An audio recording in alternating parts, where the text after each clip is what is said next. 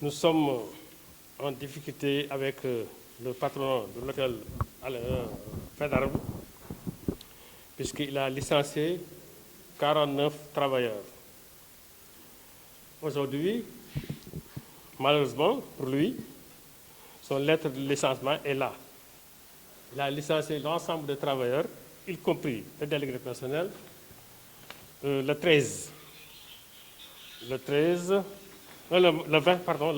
20 mars. Par contre, le président de la République, son première ordonnance 001-2020, a annulé tous les licenciements des travailleurs de l'hôtellerie et de la restauration en date de 13 avril. Convoqué dans cette lettre, le patron, pour une raison économique. Par contre, raison économique, ce n'est pas un patron seul qui décide de licencier les travailleurs, surtout collectivement.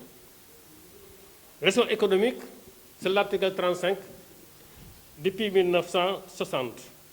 Il était approché en 1998 par le régime de président Diouf. Maintenant, s'il y a une difficulté économique dans une entreprise donnée, il convoque le délégué personnel, il discute avec eux. Si c'est possible, il peut le faire. Si ce n'est pas possible, il ne peut pas le faire. Par contre, lui, c'est un Chinois, évidemment, il habite un pays dictateur. Par contre, Sénégal, c'est un pays de droit. Quand vous installez ici au Sénégal, il faut respecter quand même la loi et règlement du Sénégal. Donc, aujourd'hui, heureusement, M. le Président de la République, pris son première ordonnance 001-2020, a annulé tous les licenciements du secteur hôtellerie et de la restauration depuis le 13 mars 2020.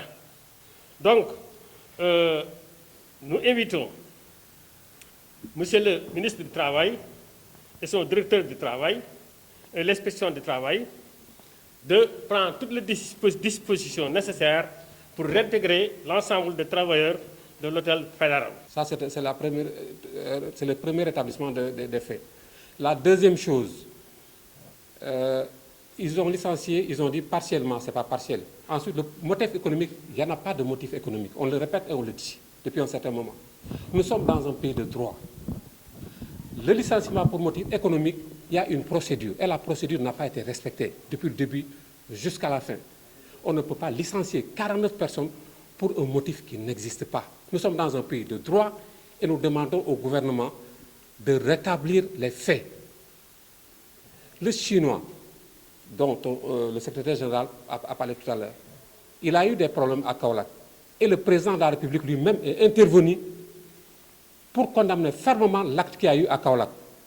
On ne peut pas être dans un pays, avoir des problèmes. Le gouvernement vous soutient pour vous tourner après et licencier le personnel. Ce n'est pas normal. Nous ne l'acceptons pas. Nous voudrons que l'État nous rétablisse dans nos droits. Ce qu'ils ont fait, c'est inélégant. Ils ne respectent pas les travailleurs, ils ne respectent pas l'ordonnance que le président de la République a prise. Nous voudrions le plus rapidement possible qu'ils respectent l'ordonnance que le président de la République a prise. Je vous remercie. Quelle est votre revendication? Dans nos droits.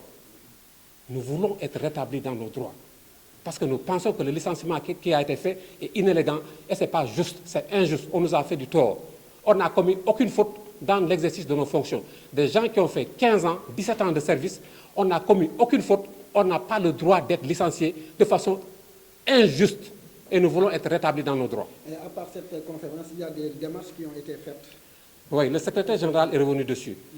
Nous avons suivi le processus jusqu'à aujourd'hui et on a un dossier au niveau du ministère du Travail et nous pensons que le ministère du Travail, comme nous sommes dans un état de droit, va sans doute nous rétablir dans nos droits et respecter l'ordonnance que le président de la République a prise. On a reçu nos notifications de licenciement le 20 mars, donc nous pensons que nous sommes dans le canevas de l'ordonnance que le président de la République a prise. Parce que l'ordonnance a pris effet à partir du 13 mars. Et on a été licencié le 20 mars. Donc nous pensons qu'on va être rétabli dans nos droits. Ok.